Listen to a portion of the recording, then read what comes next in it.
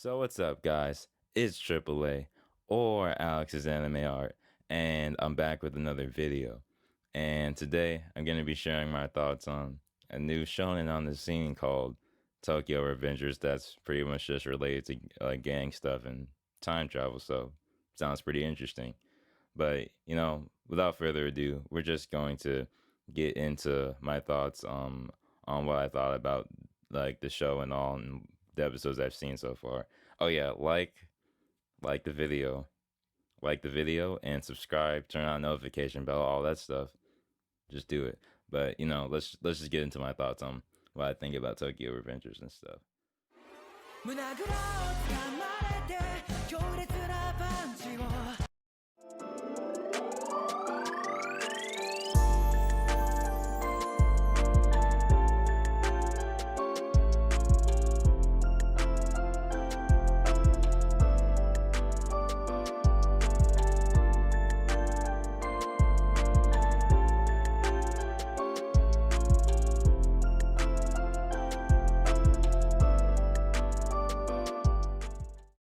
So like any person who watches shows or anything or any anime fan gets the feeling of like you're like one more, just one more episode, just one more episode, and one episode turns into five, then that turns into six, seven, eight, nine, 10.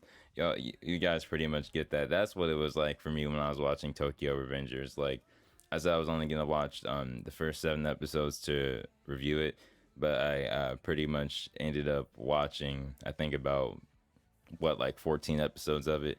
I think that's what they have out right now, or maybe up to 15 right now. But like, I literally just couldn't stop watching the show, and I had to keep clicking to the next episode because they had like they kept leaving on like pretty good like cliffhangers from what they had in the show, and that literally just wanted to make you keep watching it.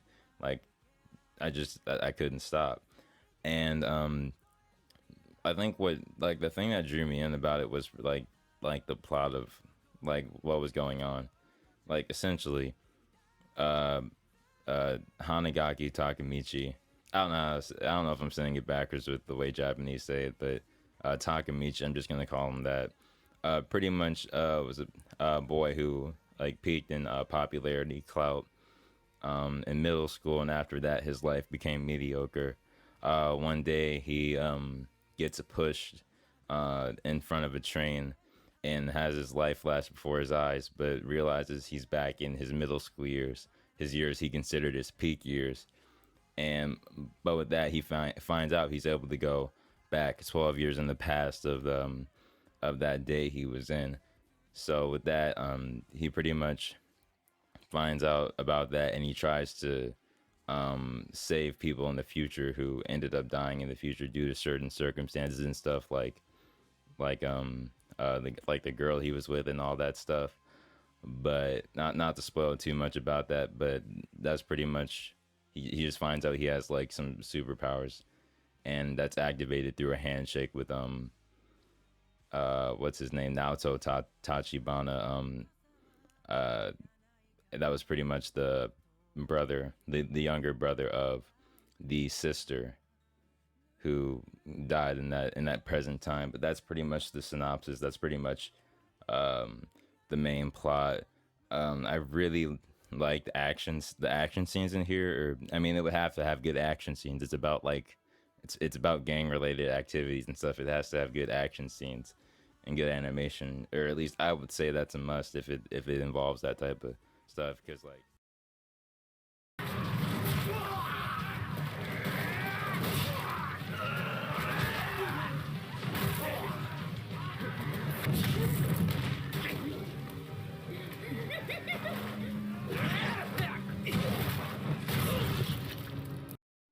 I think if you were just an action person, you could seriously just watch the show. Like, like I just I just came here for the fight scenes, but I wouldn't I wouldn't come there just for that, because from what I've seen, the plot is good. It's a real it's a good plot.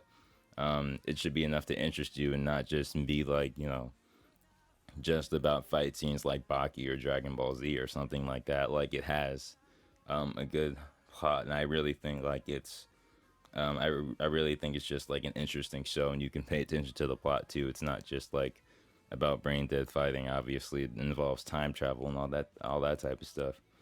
Um, I just I guess I'll say my favorite character. My favorite character is Mikey. They call him Mikey, but his name is Manjiro Sano. But once again, I don't know if I'm saying that backwards because of the way Japanese people say it. But I'm just gonna call him Mikey. Simple enough. I like him because he comes through with the drip, comes through with the smoke. He gets serious in certain moments, but he's also very like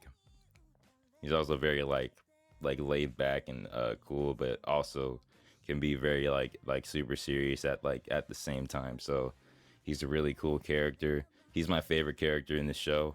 But I'd say the character that I resonated with the most was Takamichi, and just to I'm referencing a point from another YouTuber because I was getting recommended videos about Tokyo Revengers because I was watching like reactions to Tokyo Revengers and all that stuff, like from your boy Roshi and like other Tokyo Revengers related videos and all that. So I this point like I got this point from the Masked Man.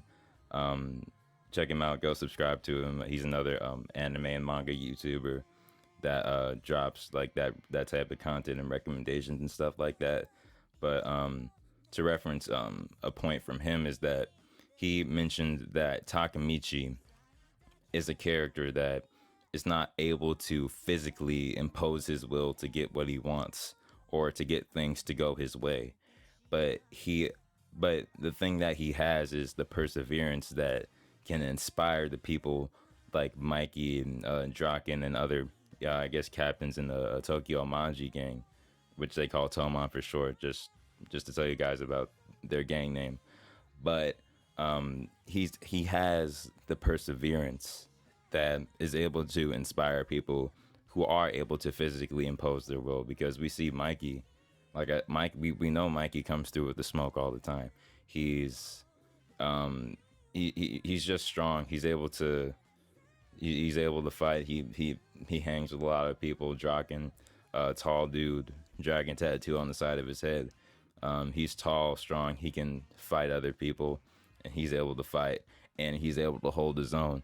And someone like him, that is vice commander of the Toman gang, the Tokyo Manji gang, he's someone that even respects someone like Takamichi, who isn't like a physically intimidating or a physically what's the word, like if just I guess like yeah, just a physically intimidating or like a scary person, or just like a physical like threat, or someone to worry about physically, or like in a fight pretty much, right? So I really think that the way they showed how Takamichi is able to um stand against other people, or I guess like stand with other people in terms of his like mindset and his mentality. And he's like, I'm not going to let all this stuff that went wrong in my life happen again. Like it's just like something that can be respected, and it's just something that other people are able to look to and like look towards him. And it's just something you can resonate with, because you don't always control like a bunch of like the circumstances that you have in your life, but the fact that you still were able to stand up to the challenge, and you were able to still try, that still puts you like a cut above the rest, in my opinion, because a lot of people won't even try. At least he tried. He stood up to the challenge, which is something that, like I said, Mikey and Draken are able to respect. But really, yeah, to get off like some of like the deeper stuff, or like the deep parts about the show, like I think it's really just a different vibe in shonen, and it's really just like a different take on the underdog story, and taking the steps to become greater, um with like the way they do like the time travel and like all that type of stuff. And really, yeah, I really would recommend you watching this show.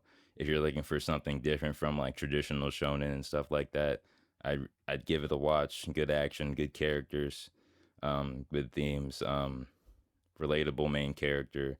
Yeah, and I really do like this show. It's a really good shonen anime to watch. So yeah, those have been my thoughts on Tokyo Revengers. Hope you guys like the video, and yeah, it's AAA or Alex's anime art, and I'm out.